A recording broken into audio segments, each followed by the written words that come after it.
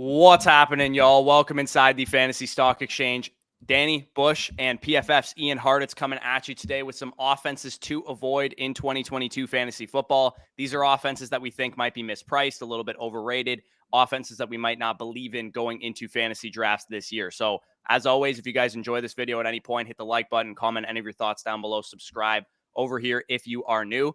Ian, welcome to the show. Welcome back. Last year, you gave us some offenses to target, hit big on the Cincinnati Bengals. Let's see what kind of heat you got for us this year. Love when I get the intro. Gave us some offenses, hit big on Cincy. Let's move on, not even talk about whoever the other one was. But good to be back, guys. August 17th here. A lot of people really coming out of the woodworks in fantasy land now. And I don't blame you guys. If it wasn't my full-time job, I don't know if I'd be doing it 365. Probably still would, but you can imagine. But yeah, guys, fun time. And this is one of these tough pods. I have a fade article coming out here in the next couple of days where I say it all the time, but don't hate the player, hate the ADP. And I think that's really what we're going to be focusing on today, because let's face it, all these players are so damn good. And I'm sure we really could wrap our minds around. Look at Isaiah Pacheco, man. Like if it could happen for him, it could happen for anybody if the right set of circumstances fall in the guy's laps. But obviously, we need to try to see what circumstances are actually going to be likely to happen and what aren't.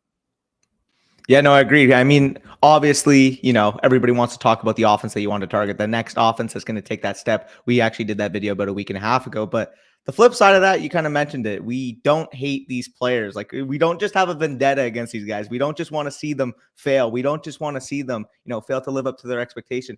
We are valuing it from a macro standpoint. We understand that for players to, up or supersede their ADP, to surpass their ADP, there needs to be players that fall in. That's what we're planning to do today. The offense that are most likely to have players disappointing at these ADPs. But yeah, I'm good. I'm ready to go. If you guys enjoy this content, if you guys are interested in more, leave a like down below and subscribe to the channel on the road to 13,000 subscribers. But before we get into that first team, as always, we're going to hit the intro.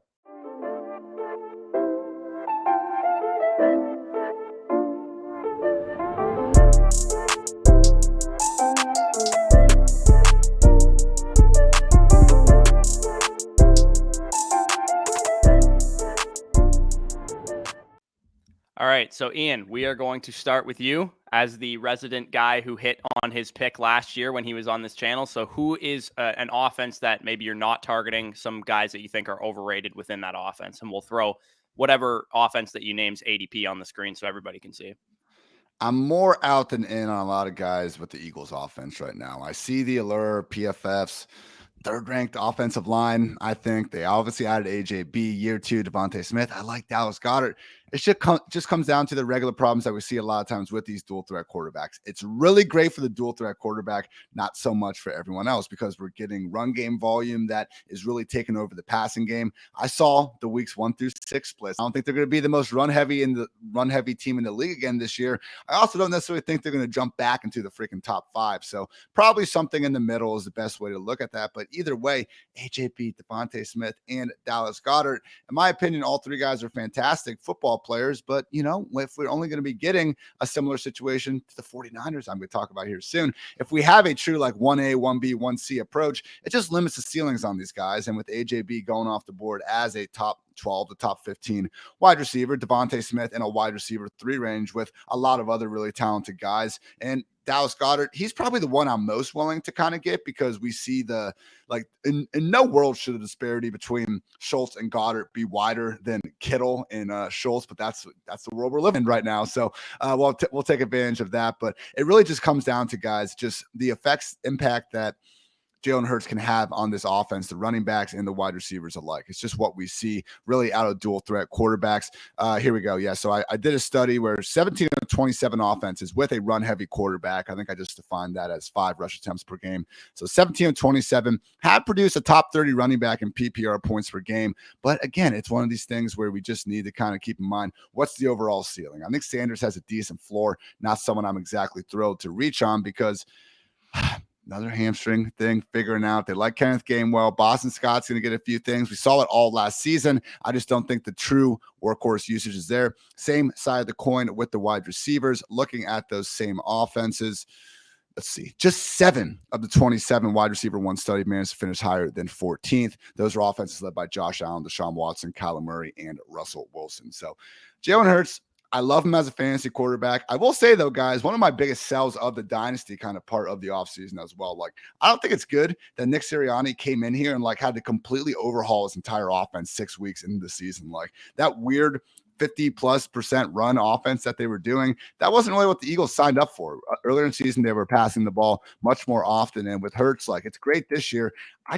The way quarterback movement's happening lately, I do wonder if he's even going to be taking the first snap for this team come 2023. You look at the teams that they were able to kind of beat down the stretch of the last season: Lions, Broncos, Saints, Jets, Washington twice, and the Giants. It feels to me a little bit like, I think the team's better overall than this example, but like when Adam Gase and Sam Darnold like somehow went like 7-9, 8-8 in that first year, and we were like, oh, see, like they weren't that bad. But man, the volume problems, the potential for Hurts to be a good, not great quarterback, better in fantasy than real life. I think the Eagles probably deserve to be the favorites of the NFC East. But guys, again, for an offense that really does have a lot of players being priced up, I think a lot of them are priced closer to their ceiling than their floor right now. Yeah, I mean, adding to that point, I do understand because the volatility of the situation, obviously from a pure volume standpoint, like if Jalen Hurts isn't throwing the ball 550, 600 times, there is risk in the sense that we're drafting a lot of these guys, especially those top three receiving weapons inside the top 100. So I do understand that. I'm more willing to bet on the talent there because I do think if Jalen Hurts does unlock that next level, I mean, the talent of all these guys, the opportunity that we've seen, I mean, you know, working at PFF, how good AJ Brown is in terms of a yards per route run metric, in terms of being able to command targets, like a 29% target share in the games he was fully healthy this year. So I'm more willing to bet in on the pieces elevating the play of Jalen Hurts. But I do understand from a bear case perspective that if Jalen Hurts doesn't take that step, if this team sees, well, if Jalen Hurts can't throw the ball 30 times and we can't win consistently this way, maybe they do gear back to that system. They do gear back to that scheme that they did run week 7 on. Again, I'm more willing to bet on the talent, but I do understand the volatility, the risk, given the ADP, given the value that these guys are currently going at. Yeah, Ian's taking the Rich Rebar. I'm taking the syrup, not the pancakes approach with the Eagles. You like Jalen Hurts, but you don't like the weapons around him at their current price. I understand it. I'm kind of on the side of Danny. I think that the weapons will elevate the play of Jalen Hurts, and he will be closer to that. I'm not saying he's going to be as good as Josh Allen, Kyler Murray, Deshaun Watson, but I think he can actually take that step. Third year as a full-time NFL player, second year as a starter, second year in the system. It's possible, but it definitely is a volatile situation. So I definitely understand the trepidation there. Danny, we'll get to your first offense that you are avoiding in fantasy drafts this year. Yeah, and this one is not even just an offense I'm avoiding at cost because, quite frankly, I just don't really want to be overly exposed to this offense in general. And it's just the Chicago Bears. Point blank simple, this offense is going to reek. There's no better way to support your second-year franchise quarterback, quite like the Bears just did this offseason, am I right? I mean, you got a 25-year-old wide receiver in Velus Jones. I mean, a patchwork offensive line deal in there. I mean, if this offense scores over like 22, 23 points per game, I would be heavily shocked. The only one I'm kind of in on in terms of his price for the most part of the guys getting selected highly is Darnell Mooney, given the fact that he was able to command a 26.7% target share last year as an ascending third-year potential breakout. But aside from him, I just think this offense really lacks a ceiling element to it. With David Montgomery, I mean, he is your prototypical dead zone running back. He lacks access to either an elite receiving ceiling or, again, as we kind of mentioned, he doesn't have that Joe Mixon case where the offensive insulation and the scoring opportunity can carry him. Because if this offense is bottom 5, what scoring opportunity are we really looking at for a guy like David Montgomery? He, to me, seems like such a floor play where everybody's looking at the pass volume he's seen, everybody's looking at the past opportunity he's seen without being able to, as Ian said, access that next level ceiling, access that top 5 overall ceiling. So David Montgomery going in the 50s right now when you can get,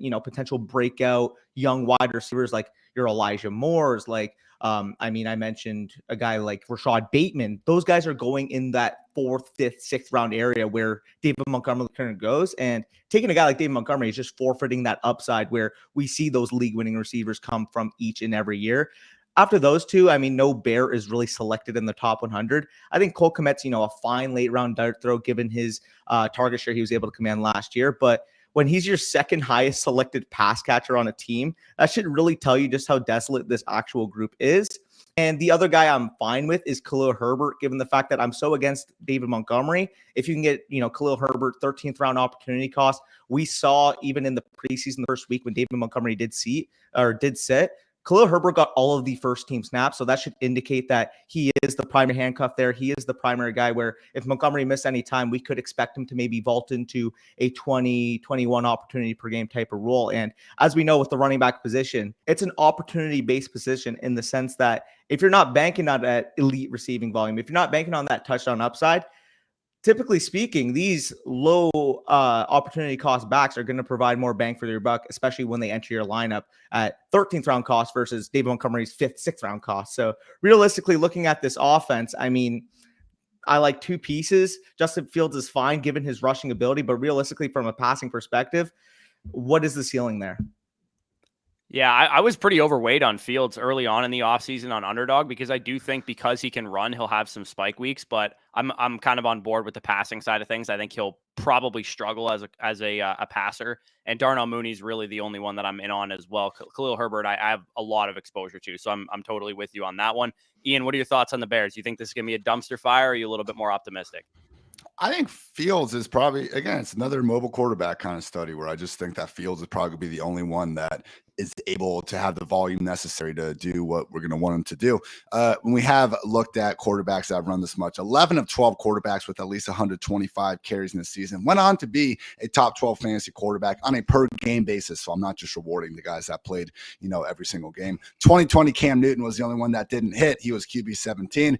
Problem is, you look at, those Patriots wide receivers that Cam had to deal with and that made Brady look like a shell of himself. And, they're probably an upgrade over what Justin Fields is dealing with this year. So it just sucks, man, because you don't see teams. Okay, you see NFL teams have these years. The Houston Texans recently are a good example where since they've kind of decided to part ways with Deshaun Watson, they haven't felt the need to load up the team. And yeah, so they're basically they're trying to build the roster so they can get a quarterback. The Bears, you have your first round quarterback. Like, this should be your window to kind of build up the rest of the roster and give him the best chance to succeed. It sounds like, I just don't know, man. Like, you would hope that they get a high draft pick and they just trade it to a QB needy team, but who knows? Maybe they just take another quarterback and then we're in a big time mess here. So I do agree with the Khalil Herbert call, particularly. Again, just preseason, just week one. We'll see what happens next few weeks as well. But when Justin Fields was on the field, Montgomery getting starters rest, of course, but Herbert is out there for every single snap, all 18 that Justin Fields was as well. That's at least telling me that it looks like he's going to have that same sort of every down handcuff role that he had last year. The same thing happened with Alexander Madison in their Vikings preseason game. And these are coaching staffs with new coaches and everything. So I don't think we can necessarily assume that those usage stats that we're looking at from last year are going to persist 100%. But good news for Herbert and Madison. Mooney, it's fine when he falls a little bit, So yeah. When you get that many targets, how can you bust? And I think he's a good enough player overall. With Kmet, I'm just same thing in Denver.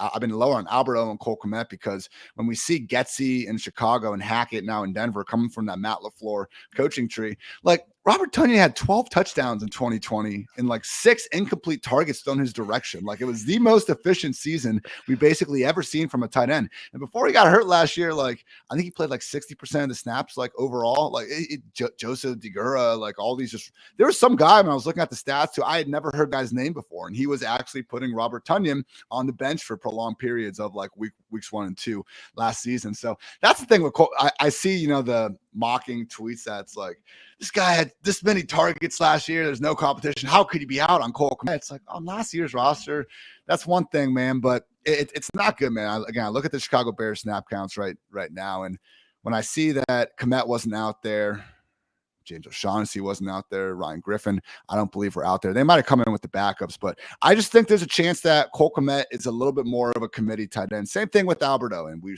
really saw that one play out where, yeah, I don't think Greg Dulcich or James O'Shaughnessy is going to steal his job or anything like that. I could see them making it more of a 60-70 target situation as opposed to the 120 that a lot of people are trying to throw out there. Yeah, I'm with you on Cole Kmet, and we did see that play out in the preseason usage, like you said, with Albert O as well. Totally on board with the Bears. Not too super excited about these guys at cost or in general. So we move on to My first offense that I'm avoiding, and this one is more of a cost to acquisition thing than it is overall, but I'm not really in on the Tennessee Titans. It starts with the big dog. Obviously, Derrick Henry is the highest priced piece of this offense. He's a first round pick, but you don't really get any discount on any of his concerns. He's a 28-year-old running back, 1,500 career touches under his belt, 1,400 of those carries, and he came off of a foot injury from last season. He wasn't able to, hold up to his huge workload that he gets. We know when he's on the field, he's, a 25 carry per game dude. I still expect him to get that kind of work, but I would rather draft him more at that 1-2 turn area, which is typically not where he goes. He usually goes more in the mid first round area. So I'm not drafting him over a guy like Austin Eckler or Saquon Barkley at running back. Wide receivers, there's no way I can take him over Jefferson, Kupp, Chase, Adams, even Diggs, to be honest, where Henry currently goes. So for him, it's more of just a cost thing. I still like his outlook. I'm just not quite in on the cost that you have to pay for him. And then with the passing game, I mean, we know that the Titans have been, the third run heaviest offense since 2020 in neutral game pass and run rate. So we know that they're going to run the offense through Derrick Henry or through whoever the running back is. And with Robert Woods, he's a 30-year-old wide receiver coming off of a torn ACL that you have to draft still around a guy like Tyler Lockett or, some of the running backs in that area, Ramondre Stevenson, Kareem Hunt, Penny, James Cook, Devin Singletary, some of those guys that I like in that area. And then with Treylon Burks, like I loved him as a prospect, but the buzz has really been only negative about him since he got to Tennessee. This isn't a dynasty take necessarily, but in the first preseason game, he still couldn't crack the first team lineup, even though Nick Westbrook-Akine and Robert Woods didn't play. They decided to roll out there with Des Fitzpatrick, Racey McMath, and Kyle Phillips for the 3 wide receiver set, which to me isn't really shocking because we saw Mike Vrabel not put A.J. Brown on the field until week 10, more than 70% of the snaps his rookie season. So if Treylon Burks is going to get the A.J. Brown treatment, not get a full workload as far as a snap and a route participation standpoint early on in the season, I think it's going to be hard for him to pay off his, 7th, 8th round ADP, where a lot of people think he's a great upside swing, and usually rookie wide receivers are. I just don't think he's going to get the requisite, routes and snap share that he's going to need early on in the season to pay off at that price. I'll take late round shots on Tannehill in Superflex leagues only probably, and for underdog builds as like your quarterback 2 or 3. And I think Austin Hooper is a decent, 15th round dart throw at tight end, but I'm not really excited about anybody that's expensive on the Tennessee Titans.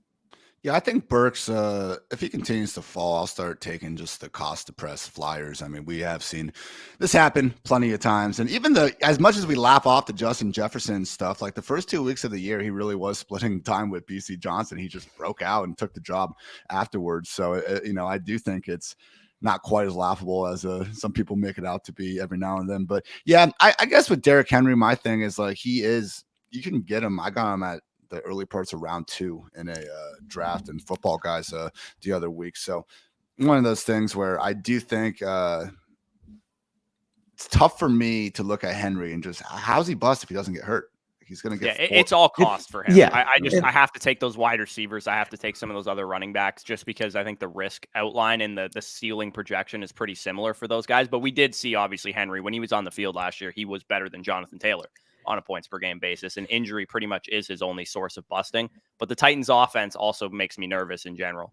Yeah, and I'm kind of glad you mentioned the cost thing because I mean with Derrick Henry, obviously for the most part he's listed ADP here is about 8. You're probably going to see him being selected in home leagues and underdog for the most part, but specifically home leagues 8 or sooner. Like if he falls to you at the end of the first round, early second round, I'm fine there because I mean the upside case is simple. He was a 24 PPR point per game scoring running back with 30 opportunities per game. Obviously, the risk is there. 28-year-old running back, lower body injury last year, but I mean there is just no workload aside from maybe Najee Harris in fantasy football, period, that can match a guy like Derrick Henry. And I guess one of the things when we look at Henry and Christian McCaffrey, we only talk about their chance of getting injured. It's not like Jonathan Taylor and Najee Harris have a 0% chance of getting injured. And I like going to the Draft Sharks injury history tool. It's fantastic. They just list everything that happened and they get the chance of injury next year and their projected games missed for every single player.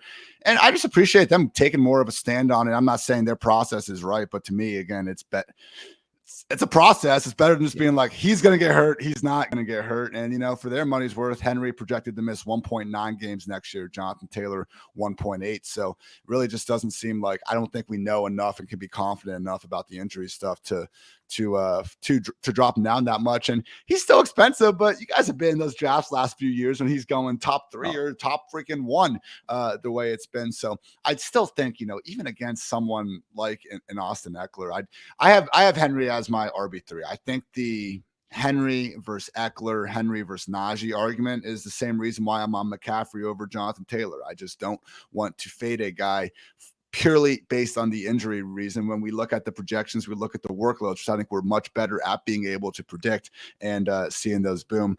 Everything else in the offense, like, yeah, come on. It's just going to be the Derrick Henry show. What sucks too, guys, is I'm not feeling too good about targeting one of these backups. And because, yeah, if we think Henry's going to get hurt, obviously we should be in love with the handcuffs. And same thing in Carolina.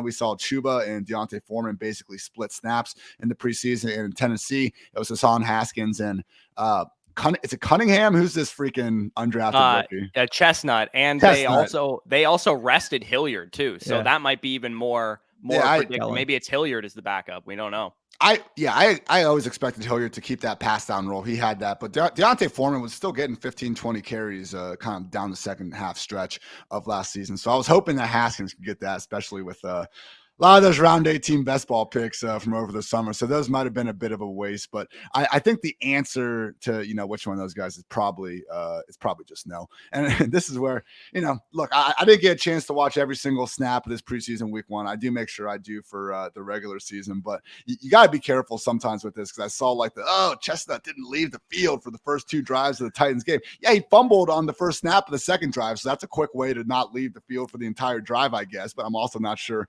that's exactly the best outcome we were hoping for right there. So we'll see what happens there. But hey, fading the big dog, guys, it's scary. At cost, not just not for overall. reference. It's more to Danny's point. In home leagues, I think he's going to be a top 5, top 6 pick. That's more so what I meant. At the back of the first round area, I'm cool with him. You guys are good. It is hilarious to people that actually are like, no, I'm not drafting him no matter what. False around 5, miss me with it, Well, the thing is, he's still my RB6. It's just I have Alvin Kamara higher now with the expected suspension to happen in 2023, and I'm a big Saquon guy this year. He's my RB3. So that's the only real discrepancy, obviously, with Austin Eckler mixed into that group. So I'm still in on Derrick Henry. It's just Devontae Adams, Stephon Diggs. It's hard for me to pass on some of those wide receivers. So I definitely get it. But either way, transitioning off the Tennessee Titans, Ian, who is your second offense that you are fading in fantasy drafts this year? Another at cost. Got to get that disclaimer out there, of course, because I think this is more interesting than us talking about the Texans Jaguars all freaking show and stuff. So I'm going with the San Francisco 49ers and just kind of continuing to piggyback on the idea that dual threat quarterbacks are great for them, just not so much for everyone else. So Trey Lance, man, it's one of these things where, I know you guys have been in the best ball streets all summer too. So we see the ADPs, moving a lot faster than they do kind of with more of the ESPN, Yahoo, home league types. And I think as people are now drafting, we'll see those get sharper and even out. But like Trey Lance right now on Underdog is the QB7 where he should be. Like, I think this has been coming for weeks now, ever since we got the full Jimmy G's probably going to be traded. This is Trey Lance's team. Like when Shanahan told us that, it was like, all right, move Lance up to QB7. That's where he belongs here. Looking at like this Fantasy Pros consensus ADP from a collection of sites, he's still going QB12, QB13. So while I like laugh at the idea of Lance being like this late round QB this year, man, if he is in your league, definitely take advantage of that. Again, mentioned the hit rate of quarterbacks with 125 plus carries. And honestly, Lance does have a chance to crush that. And even the concerns about his passing ability. Who cares about Jimmy Garoppolo averaging like 8.6 yards per attempt? Nick Mullins was averaging over 8 yards per attempt in this offense pre-Debo and freaking Ayuk even being there. So I just think that Lance doesn't even need to be a great real-life passer at this point to average over 8 yards per attempt in this offense with Kittle, Debo, and Ayuk going around. But that's the problem for all three of those players. Debo now seemingly could be playing this running back role a little more often. I don't know. That's the impression. I got the impression from the contract, not saying it's a given, but it's not off the table by any stretch. And Debo came out there and said like the one thing that Debo didn't care that he wasn't playing running back or wide receiver, which, hey, you got paid, man. That should be your attitude. You're an NFL player. I get it. But in fantasy land, just because he averaged 21 PPR points per game in the first half of the year and then 20 in the second half, that was great for last year, but the expected points fell off a cliff, man. It went from, I think, 17.4 to like 12.9 just in terms of what his usage was expecting to do. We'll take rush attempts if you can be the most efficient rusher in the entire league, which is what Debo was last year. I don't love banking on that. Every other scenario, man, we will take the targets over the rush attempts. And that's what's so weird with the Debo, people hoping for the Debo Samuel role.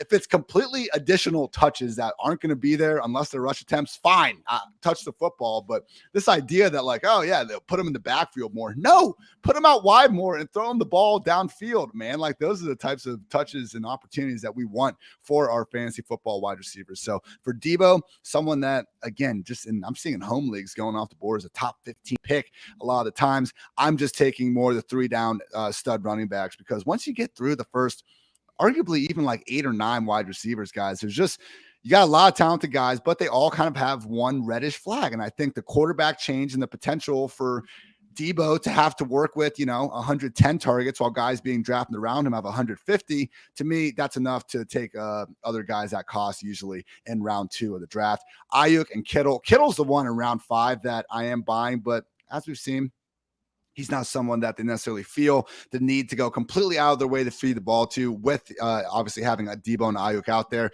Kittle did out-target Debo on a per-game basis in 2019-2020. So when I see Kittle there, round 5, the right running backs, because that's usually where they're seeing, the Antonio Gibsons of the world. Like, I'm not taking a running back. Maybe I'm waiting a little bit on quarterback. I'm cool with Kittle in round 5, but I think the same potential things for Debo, I just said, also apply to Kittle and Ayuk. If Debo isn't going to be getting the 150 targets featured offensive weapon role, which I'm not positive he will, definitely, Kittle and Ayuk aren't getting that. So their costs are depressed more. I think anytime you can buy the guy closer to the floor than ceiling, that's fine. But ultimately, I think this is going to be more of a low volume passing attack with reduced efficiency. And I think the target disparity is just going to be much closer than it was last season. So in an offense, similar to what I said about the Eagles, we have 3 good receivers, and I kind of wish we only had 1, so then we wouldn't have to worry about just the overall target ceiling at hand. In the backfield, Elijah Mitchell, already hurt. It seems like Jeff Wilson is maybe the RB2. He was the one getting rest. Then Trey Sermon's getting all the first team reps. And hey, they just used a 3rd-round pick on Tyrion Davis-Price. Don't forget about JaMychal Hasty potentially out there as well, to steal pass down snaps from everyone involved. We've seen the Shanahan running backs, and it's awesome how productive they are if we can just figure out who that guy is going to be. So same thing. I'm not going to chastise you for throwing a late round dart at TDP or even Sermon at this point. Hell, Jeff Wilson. But it's one of these things where I think that we're going to have a select person, cheering on whoever ends up getting that lead role. And it probably should be Mitchell at the beginning of the year, but similar thing with the dual threat quarterbacks, that they don't check down as much because they scramble. And once you get inside the red zone, they are every bit as likely a lot of times to score as the running backs at hand. So I think it's going to be more of a committee than last year. New parties that could potentially really eat into that Elijah Mitchell work. A lot of volume issues for an offense that I still think will probably be top 12, top 15 scoring. But there is, guys, I tweet this out like once an off season, like 2014, 2015 Ian grinded. So 2022 Ian can update one thing and send a tweet again.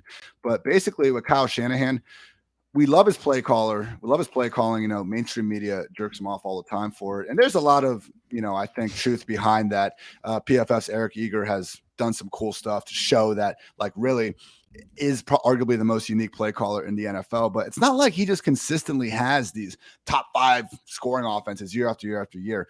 Looking at it when he was in Washington, it's from 2010 to present day. Here are Kyle Shanahan's scoring ranks: 25th, 26th, 4th, the RG3 year, 23rd, goes to Cleveland, 27th, Atlanta, 21st, 1st, goes to the Super Bowl, amazing year. Comes to San Francisco, 20th, 21st, 2nd, 21st, and 13th. Like, those don't sound like the numbers of just like the best offensive mind in the NFL. A lot of that is his willingness to play at a slow pace, embrace the run more, not getting these, and he's winning games, so who gives a shit what his scoring rank is? We do in fantasy land. That's why I'm lower on a lot of these skill position guys at their cost. Yeah, no, I mean, it definitely makes sense. I will say, in terms of the backfield, Elijah Mitchell, I mentioned David Montgomery is a prototypical dead zone running back, but I mean, Elijah Mitchell is that without the opportunity to potentially even get 50, 60 targets that maybe Montgomery might see. So, and of course, I mean, the factor with Kyle Shanahan is that, typically speaking, if we don't know who's going to be the main back in the backfield, it's usually the cheapest one at cost for Kyle Shanahan. I mean, we've seen Jeff Wilson, we've seen Raheem Mostert, we've seen, Elijah Mitchell last year. Every single year, it seems like just a new guy that steps onto the field and is instantly, Kyle Shanahan's trusty running back that he's going to rely upon. And trying to predict that in the offseason, I mean, good luck. You have a better chance at winning the lottery at this point, let's be honest. But in terms of the actual pass catchers, I'm more willing to invest in them at cost because I do think that this is going to be in an offense that is pretty highly concentrated with those three weapons. Obviously, with Debo, Kittle, and Ayuk, I don't think, Danny Gray's all of a sudden going to develop and take away 60 targets, or Jawan Jennings, or whoever they have left on that, Ray McLeod. I don't even know what the heck the rest of their depth chart is. So hey, no Ray slander, okay? he's a good returner. I will give him credit. He is a good kick returner, but in terms of earning targets, I'm going to trust with Debo, Kittle, and obviously that stretch we saw from Ayuk once he was able to get out of that doghouse. I mean, he was a top 15 type of wide receiver in the NFL in terms of grade, in terms of actual ability to command targets. So I'm more willing to invest because I do think each of those players are talented. But I will agree with the point that it's a similar point to the Eagles where there's a lot of talent on the field. It's just we got to see how the target distribution actually materializes. But by the way, I thought you were about to say top 15 in the second half of last season. I was about to scream at you because I hate that split where 49ers have already had their bye. Other teams so Ayuk has 2 extra games than a lot of these guys. He was still the wide receiver 25 on a per game basis, kind of in the second half of the year. But again, that's the thing. Do we really want a guy whose ceiling is that when we're drafting him next to Elijah Moore's of the world and things like that? But good job by you. Yeah. Ayuk's the one that I'm kind of in on at cost because he's an 8th round guy. Maybe Lance pushes the ball downfield a little bit more. That's been a narrative that's been talked about with Trey Lance and Ayuk in practice so far. Apparently he's been, jumping out the gym in practice. We've seen all the training camp highlights of Brandon Ayuk. So he's the one that I'm, semi in on. And it's mainly just because he's an 8th round wide receiver. If he was a 5th, 6th round pick, I'd be totally out on him at that point in time. But Danny, we can move on from the 49ers to your next team, a team that we've talked quite a bit about on this channel. Yeah, so I did take the bait. I did, curb stomp the Chicago Bears a little bit in my first team. It was so easy. It was such a given. But I will go with a team that has been seeing a lot more hype. But as we know, I don't really think the market has corrected itself enough yet to the news of potentially Deshaun Watson missing 6 games, 10 games, however many games he missed. All we know here is that the minimum amount of games that he will miss will be 6. So with the Cleveland Browns, obviously the team that we're talking about, this is really not an offense conducive to fantasy success overall. This is the 5th slowest offense in 2021 in terms of pace of play. And in terms of the actual pieces going high in drafts, everybody wants to label, Nick Chubb is this prototypical back. He's a safe pick. You can't mess up drafting Nick Chubb. But what's really safe about a 58% opportunity share and a 5.9% target share on a team that, as I kind of mentioned, if Deshaun Watson misses time, is not going to have that ample scoring opportunity. So with Nick Chubb, you may call it safe. I call it limited ceiling. Talk about him in depth, obviously, in yesterday's video, Fade These Players Now. But with Nick Chubb, people are drafting him because they have this false sense of need that, my RB2 position needs to be filled. And Nick Chubb, he's a 5.6 yards per carry running back. He's so good in real life. I want to watch him play. So I'm going to put him in my lineup. But 25th overall, you're potentially missing out on, guys like T. Higgins, guys like, if Mark Andrews falls there, guys like Leonard Fournette. The fact that Leonard Fournette and Nick Chubb are even in the same breath right now, when Leonard Fournette is on a projected top 5 offense, 6.3 targets per game down the stretch once he was able to seize that full-time role from Ronald Jones. He was a legitimate league winner, which Nick Chubb, while he's probably a safe bet on a solid offense in years past to be, RB10, RB12, whatever he's been in terms of points per game. Realistically, he's not have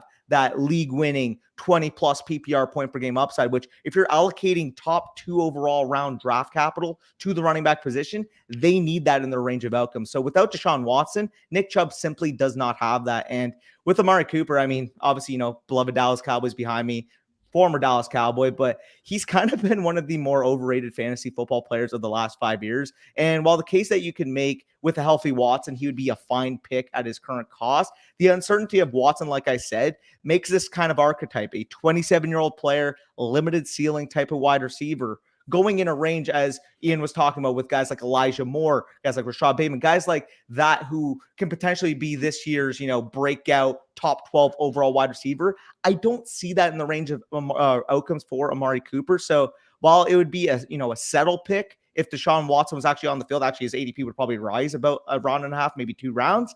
Right now, with the uncertainty behind Deshaun Watson, what is the range of outcomes for Amari Cooper? What, he's the wide receiver 20 in points per game? Are you really satisfied with that going in like round 6? No, you're not. So overall, those main selected players, I am all the way out on. The only player at cost for the most part I actually do enjoy is Kareem Hunt, given the market of inefficiency that we see. Why is there such a value difference between him and Nick Chubb when Kareem Hunt gets the valuable touches that we want from this offense? Kareem Hunt's going to be out there on third down. Kareem Hunt's going to be the running back commanding target. So realistically, seeing, a 7-round gap between these guys is just such an inefficiency in the market, because people want to label it, oh, he's the RB1, he's the RB2, without actually looking at the type of touches, the type of volume that they do get. I like Njoku and David Bell as late round guys as well. Yeah. Njoku, we talked about the Broncos splitting, tight end snaps or whatever. Njoku didn't. Like he was the guy resting, I believe, and then all of his backups were playing. So I think Njoku is the one that of these late round tight ends that actually does have the full-time role locked down. And we don't know if it's going to be Brissett for most of the season. We don't know if it's going to be Garoppolo potentially for most of the season. But I think Njoku is going to be a trusted target of whoever it ends up being. And I like David Bell as a late round dart throw. He's a rookie wide receiver. I liked him as a prospect. And you get him like literally with your last pick. So I like him as well at his cost. But I'm with you on Chubb, Cooper, and I do like Hunt where he goes as well. I think the Chubb argument's pretty much what I just said about Debo, where like we need him to keep being the best running back in the league, basically, to pay off. And maybe he will. Like he's been doing a pretty good job of it. But again, we're playing for 2022. Like I don't like taking that risk in an offense that will be worse than they were over the last few years with Jacoby Brissett instead of Baker Mayfield. So we'll see what the Deshaun Watson situation certainly isn't sounding good from the updates. We're getting there. I personally expect him to miss at least half the season at this point. So man, like lost in all of the Baker slander this offseason, we've had some actual people believing that, Jacoby Brissett, who is a fine backup, but come on, guys. Like you can not like Baker Mayfield and still admit he's better than Jacoby freaking Brissett. So I think you can argue Hunt's ceiling, if Chubb gets injured, is higher than Chubb's ceiling if Hunt gets injured, because Chubb last year had 17.5 carries and targets per game with Hunt active, 17.6 when he wasn't. And I even took away the last 2 weeks where Chubb was hurt, not really playing there. So don't at me about that. But they played Dearness Johnson on pass downs ahead of Nick Chubb. I don't know why. Dearness is fine. I've saw his advanced metrics, but it's Nick Chubb. He can catch a swing pass, throw him the ball sometimes. It's not that big of a deal. Kareem Hunt, I know over the last 2 years, he hasn't gotten that kind of featured role. When Chubb's got hurt, he's been hurt like at the same time. We had those 2020 really fluky weather games that were going on in Cleveland that messed up some of these stats and just overall usage as well. So Kareem Hunt, still all those metrics that we love about Nick Chubb also apply to him. Going outside the top 30 RBs, like we're going to rank him as the low end RB2 that he's really been his entire Cleveland tenure. Once week 1 comes around, and I just can't. Maybe if the trade stuff comes to fruition, which is quieted down, and I don't think we should assume it's going to happen. What team is like, what are the Colts going to trade for Kareem Hunt and make him like their RB3? Like, I don't really see much of a scenario where Kareem Hunt's value is going to go any lower than it is now. It has plenty of room to explode, like God forbid the Rams or the Bills or maybe even the Chargers or something like, yeah, exactly. We can talk ourselves into Kareem Hunt booming up in a hurry. So why not buy him exactly where he's going, at an affordable cost right now? And I love where Kareem Hunt's going in these drafts, because him and like James Cook and even my guy Cordero Patterson in that kind of rounds 7 through 8 and 9. Like I want to get great running backs and wide receivers in the first 4 rounds. 5 and 6 are where it gets a little dicey. So you can grab your quarterback there, maybe get a tight end around that range. Then you can come back, get your other running backs, and Kareem Hunt has been my major target in that area. Yeah, exactly. Totally on board with that strategy. We can move on to the next team, which is the Green Bay Packers. And this one is a completely at cost thing for me. I'm sure my expectation for the Packers is very tough, because my expectation would lead you to believe that I'm very high on their running backs. I expect them to be a very run heavy offense this year. Aaron Rodgers doesn't really have anybody. You got me, Ian, and fucking Danny out there that he's throwing to this year. I like Aaron Jones. I think he's a good player. I think he's a great running back. but the lack of a full workload and the lack of autonomy of all the important touches in that offense makes me nervous. I can sink my teeth into the argument that he's going to see more targets now that Davante Adams is gone. But do I think a 4 target per game running back historically over his 5-year career is suddenly going to get 7 targets a game because Davante Adams isn't there and everybody pulled up their RotoViz game splits of when Davante Adams wasn't on the field, how many targets he was getting? No, I don't think he's going to get some super huge 100 target workload this year. I think guys like Saquon Barkley, guys like Leonard Fournette, guys like, honestly, I'll take the swing on Javonte Williams getting a full workload before I draft Aaron Jones. And of course, there's a lot of other great wide receivers, Tyreek, Keenan Allen, T. Higgins in that area of the draft. So he's just not a guy that I find myself drafting very often at cost. If he was a mid-third round pick, I'd have a lot of Aaron Jones. It's really just the fact that you have to take him in the top 15 or the top 18 overall players. I think he's going to see a modest bump in receiving work, but I'm not expecting him to suddenly be the number 1 receiver of this team. I think the ball is going to get spread around to all these random tertiary wide receivers. I think the goal line work is also, we saw it last year, A.J. Dillon ate into it big time, and A.J. Dillon's probably going to continue to eat into his goal line work, his overall carry volume, and A.J. Dillon at cost he's being valued probably appropriately. I just don't really love the type of running back that he is. He's a guy that has standalone value and a high-end handcuff, obviously, but unless Aaron Jones gets injured, are you happy that you drafted A.J. Dillon in the 6th round over potentially wide receivers that could break out without an injury happening? They have a projectable range of outcomes where they can hit without an injury. I think that A.J. Dillon is probably being drafted similar to his ceiling unless there's an Aaron Jones injury, which we don't know if that's going to happen or not. I would probably just rather, draft a wide receiver in that area of the draft and then get my handcuff exposure to Madison, Herbert later on, 9th, 10th, 11th, 12th round of the drafts rather than draft a 6th round A.J. Dillon. So again, for those guys, it's more cost. I do like their outlook. I just think they're being a little bit overvalued. And then Allen Lazard is just the most overrated player in fantasy, I think.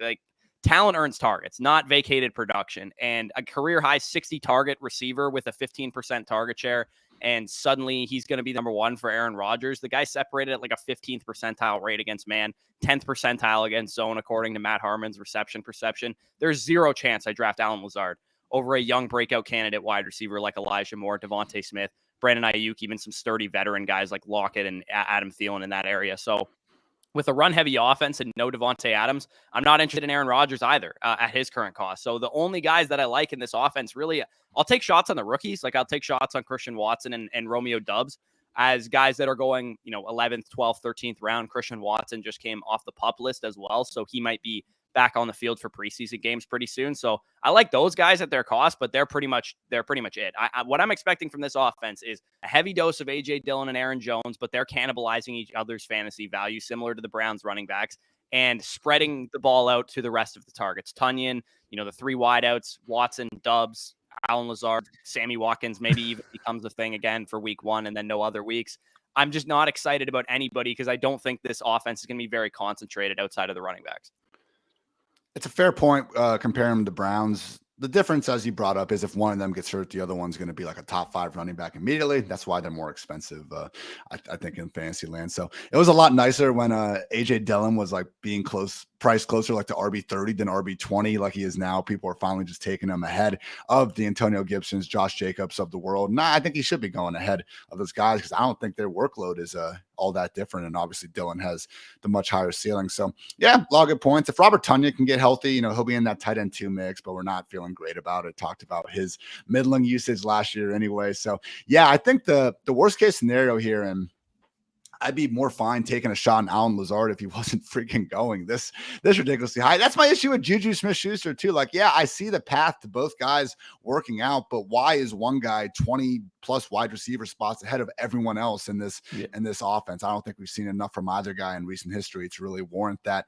But I think what we could legit see is a rotation of 5 wide receivers. We have Dobbs, Watkins, and Lazard on the outside, and then the slide for Randall Cobb, and don't forget about Amari Rodgers, their 3rd round pick from last year as well. That's nightmare fuel. And yeah, I'm not quite sure how Aaron Rodgers is gonna make up for just the lack of resources. With that said, Packers, man, you look at that NFC North, and I think the Vikings could be okay. The Lions are getting all this hype, but the Bears are going to be terrible. Just seems like another, maybe more of a 2019 type of Packers season where they might have the best defense in the league, legitimately. Yeah, So I that's think they're good. going to be a good team. I just don't think they're going to be a fantasy production team. Which is what 2019 was. So yeah. I mean, their defense last year was already one of the best in the league, and they just added, Quay Walker and Devontae Wyatt to that defensive front. So it could be a very, very good defense. But obviously, as we know, I mean, given that pace of play, given how they're going to try to win their games without the presence of Devontae Adams, it's not really conducive to fantasy success. And the biggest, fallacy in fantasy football is that people think, oh, well, Devontae Adams is leading. Look at all these vacated targets. Well, it's the Moneyball theory, man. They don't want to replace it with one person stepping up into that role. They're going to replace it on the aggregate, So, I mean, if Billy Bean can understand that, obviously NFL front offices can understand that. So with these pieces, I mean, everybody talks about that, false upside. Well, Aaron Jones with Devontae Adams gone. I mean, look at the splits. I mean, he's going to be, the next Austin Eckler to Alvin Kamara. He's going to get 100 targets this year. Well, I mean, betting on a 27, soon to be 28-year-old running back, all of a sudden developing into from a 65 target player to a 100+ target player seems like a little bit of a fugaz. And then, I mean, we're talking about the fact that with Aaron Jones, he did see once AJ Dillon stepped into this offense, stepped into his new role, 20 total opportunities in the first 3 games of the season last year, 13.6 opportunities down the stretch week 4 on. Once we saw that happen, I mean, this guy was averaging 15.7 opportunities per game in terms of Aaron Jones, which for reference in 2020 and 2019, 19 and 18.9. So we were always talking about, well, he's so efficient on his volume and he had low volume. Well, his volume got lower and he got less efficient last year, not to mention the fact that his autonomy that he had on the goal line, especially in that 2019 season where he was so dominant in that season, 23 inside the 5 carries, 44 of the team's 69 red zone rushes. Last year alone, we saw he only had 11 inside the 5, or actually, no. AJ Dillon had 11 inside the 5 carries to Aaron Jones's 8, and AJ Dillon out-touched him in the red zone 43-34. So if Aaron Jones is not getting that red zone work and is also not expecting, that 110 target type of season that everybody seems to want to forecast, then you're just drafting a limited upside 27-year-old running back on a declining offense. So instead of that, just, draft Javonte Williams, draft Leonard Fournette, draft better players in that situation. Yeah, for sure. So we're going to go around the horn real quick. Limited analysis. Does anybody have any honorable mentions? I will give mine first, and then we'll go to you, Ian, and then we'll go to Danny. So my honorable mention, and cover your ears, Ian, is the Atlanta Falcons because Cordero Patterson plays for that team. But I actually, of the pieces on that team, I actually like him the most because I think Kyle Pitts is going too high in drafts. Personally, I think we talked about this in yesterday's video, but a 3rd round, top 30 overall pick on Kyle Pitts is a little rich for me when I don't. Number one, I have Darren Waller rated straight up over him. So I would rather just take Darren Waller a couple rounds later. But I think there shouldn't be any separation between him and the second tier of tight ends because their outlooks are all pretty similar.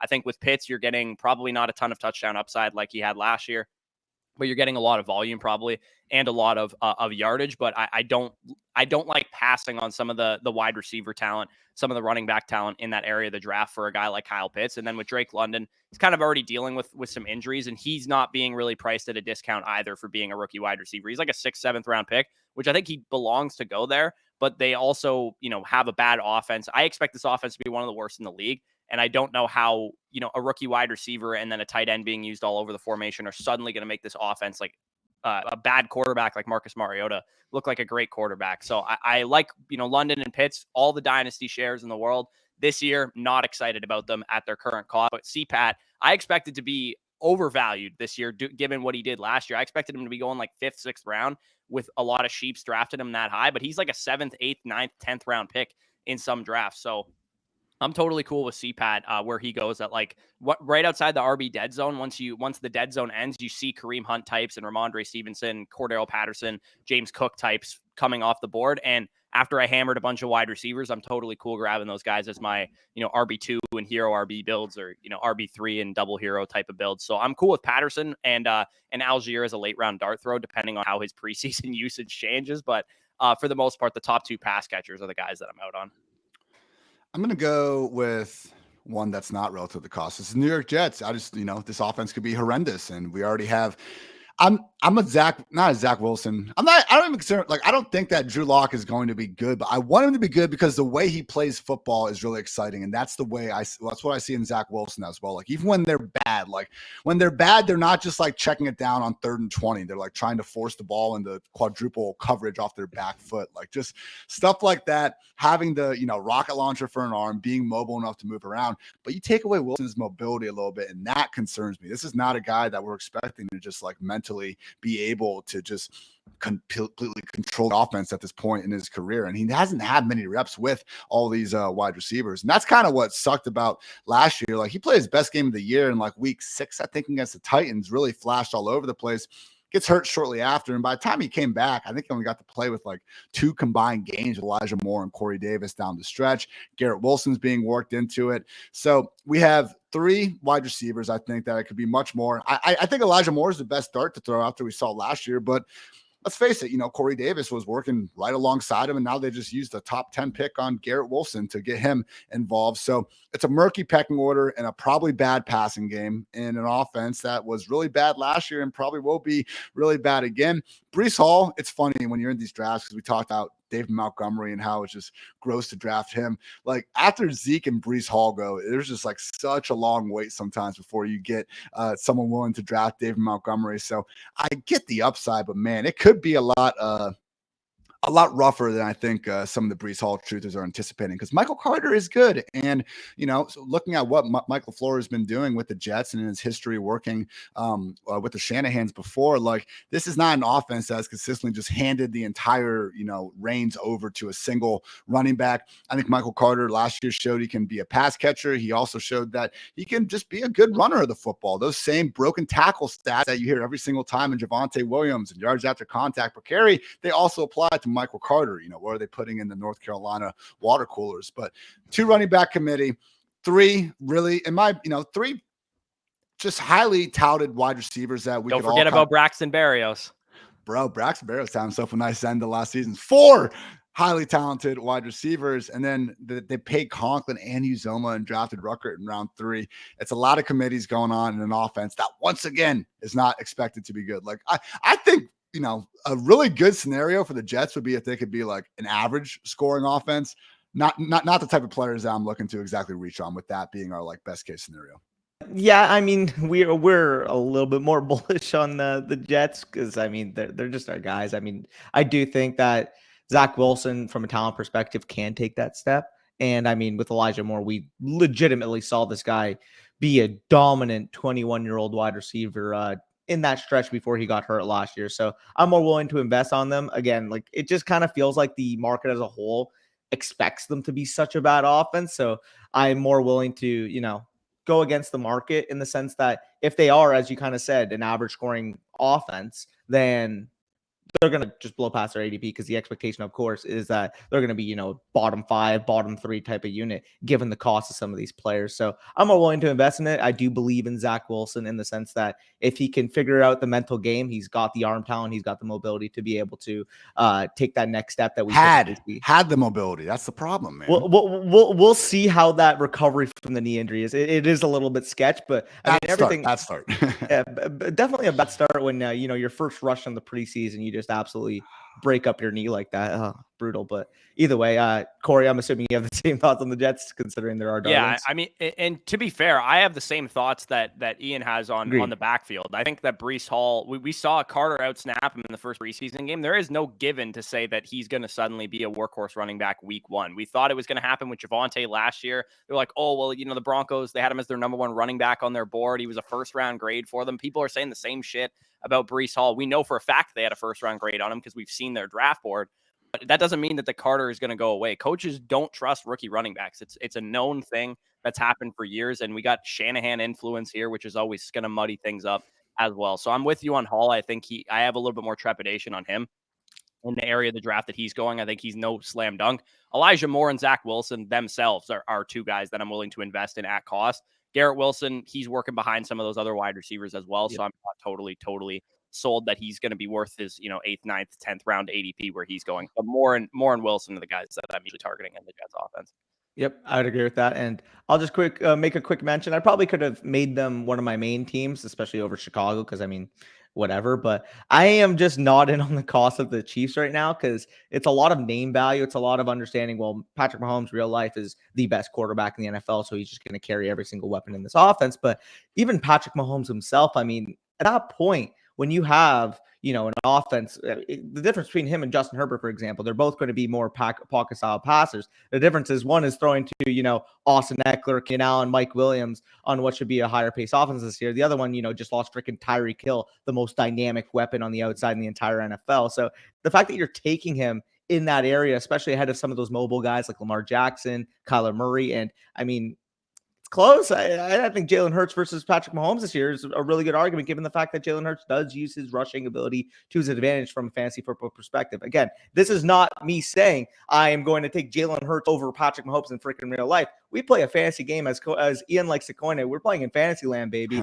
If he's given me, 5-6 extra points per game with his legs, that is going to add up on a season's end. So I mean, if you can wait 3 rounds, 2.5 rounds and get Jalen Hurts instead of Patrick Mahomes, absolutely love that. You mentioned Juju Smith-Schuster has seen his yards per route run decline each of the last 4 years, yet the market is just automatically assuming he's going to be this wide receiver 1 role for Patrick Mahomes when, I mean, realistically, are we really sure he's better at this point than Sky Moore? Like, Sky Moore is going, 40, 45 picks after? Like, just give me the dart throw on a rookie, uber talented second-round pick where we've known the last 2 years what Juju Smith-Schuster represents. He's going to be a low ADOT player, and at best, maybe he's the Jarvis Landry for Patrick Mahomes. At least with Sky Moore, maybe he has some juice. Maybe he can work into that deep role that Tyreek Hill can leave behind. Maybe he can add that yards after catch element that Tyreek Hill leaves behind. So if we're talking about that cost, I mean, Juju Smith-Schuster, Patrick Mahomes, Clyde Edwards-Helaire just fucking stinks at football. Let's be honest at this point. So realistically,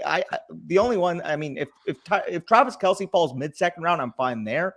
And obviously with Sky Moore, those are the only 2 pieces of this offense that I'm really willing to invest in at their current cost, especially out of the higher selected ones, higher investment ones.